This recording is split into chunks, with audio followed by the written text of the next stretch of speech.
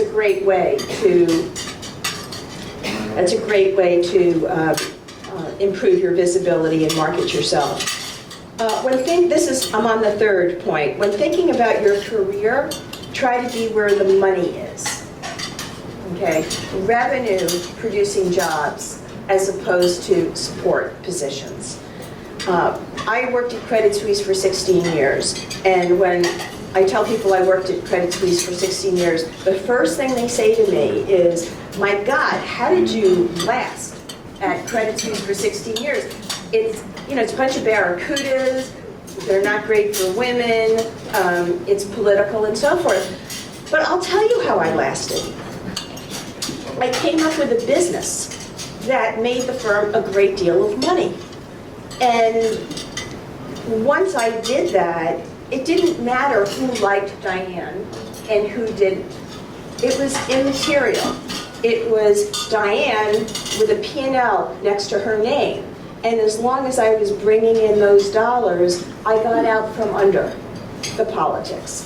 And I know it's not always going to be possible, and running a P&L isn't the only valuable work within a company, but if you have an opportunity to be associated with a certain revenue stream, that would be my advice. 4 would be get sales experience. Whether it's selling shoes or selling scarves or selling lipstick, you can't succeed in any business if you don't know how to sell. And that includes selling yourself. It's very important to get sales experience. 5, be confident. Don't let the obnoxious little roommate that's up here, that obnoxious roommate in your head, tell you you can't do it. That holds us back. 6, reach for the stars. Ask for stretch opportunities and challenging assignments. Now, we all know that highly successful women are usually labeled, oh, she's so pushy. She's pushy, she's aggressive. And a man with the exact same characteristics, oh, he's so focused and driven. I see I'm hitting a responsive chord. That's just talk. That's just yip-yap. Don't let anyone clip your wings. 7, never stop learning. New knowledge and skills are the basis for professional growth. And I'll quote Albert Einstein, intellectual growth should commence at birth and cease only at death.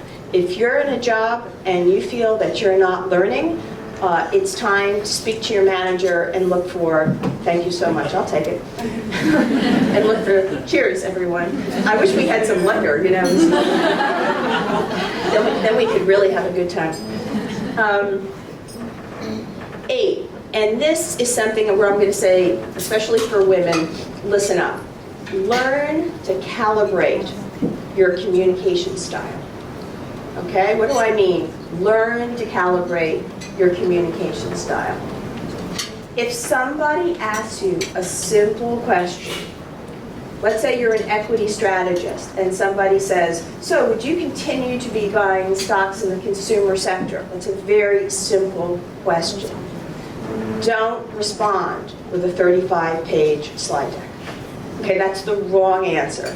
The right answer is yes, because, or no, because. Women more than men tend to have the need to over-prepare, and as a result, they're often tuned out. So think about who your audience is. You should stand confident and proud.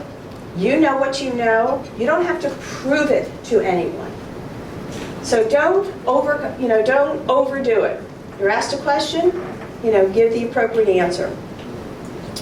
Number 9, understand the value of teamwork. People who make it to the top know how to collaborate with others to get things done. Make your colleagues part of your success and always recognize their contributions, especially other women. Your generosity will be remembered and rewarded. Don't be stingy, with your compliments. And this brings me to my final tip, which has absolutely nothing to do with the prior 9, but when I sat back and I thought, well, you know, what is probably the most important lesson? I would say, always do the right thing. Don't ignore your moral compass, no matter what. You think of the subprime mortgage crisis, you think of the Bernie Madoff scandal. They all happened because people who knew better didn't do the right thing. So, my 10 tips. It took me 30 years, right? But who's counting?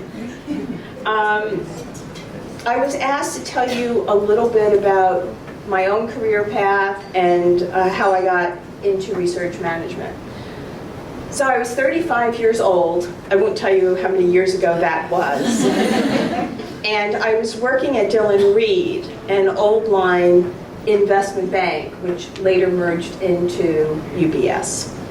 I was a mid-level manager on the equity syndicate desk just after the severe US stock market crash known as Black Monday. All of our deals were postponed indefinitely, and my position had evaporated as quickly as the new issue backlog. What's more, I was the single parent of a 4-year-old son, and I had just come off a 0 bonus year. There were 38,000 unemployed investment bankers in New York City. People remember that, Black Monday? Oh, so there's some people in my age group. So it was time to get creative. After 24 hours of sheer panic, and I mean panic, I don't know that I've ever been so scared in my life. I persuaded the head of the equity division at Dillon Read to rehire me in research on the promise that I would develop a profitable new business at no cost other than my base salary. And I said to him, I promise you, I will generate $2 million by the end of the first year. And if I don't, you should fire me. I had no idea how I was going to do it, but that's what I said. And I put it in writing. I drafted a contract and I signed it. And I said, and if I don't generate $4 million by the end of the second year, you should fire me. And since my base salary was less than $100,000, you could argue, you know, he wasn't taking a huge risk. My first client was James D. Wolfenson. At the time, Mr. Wolfenson was president of the World Bank, and he had just been on the cover of Fortune magazine as one of the richest men in the world. Mr. Wolfenson picked up his own phone, thinking it was his car service. And I wouldn't let him off until he bought an $80,000 subscription. 2 years later, I shopped the business to Credit Suisse, where they took a gamble and hired me. When I arrived, I hired 2 young administrative assistants, Mara Lipner and Leanne Healy. Mara was 21, Leanne was 23. I was 36 by then. And together, the 3 of us built the most successful and profitable hard dollar research business on Wall Street. When John Mack left Morgan Stanley and became CEO of Credit Suisse, he said, anyone who could make this much money running research ought to be running the damn department. And that's how I became the head of research. It's very simple. I'm thrilled to say that the hard dollar business is still thriving, and my 2 former administrative assistants are now running the show. Mara Lipner is a managing director, and Leanne Healy is a director. And while there are more recent experiences I could speak to at Wells Fargo, I chose this story because it's a testament to what women can do together at all levels of the organization. It is amazing what can happen when ability meets opportunity. It was a great time in my life.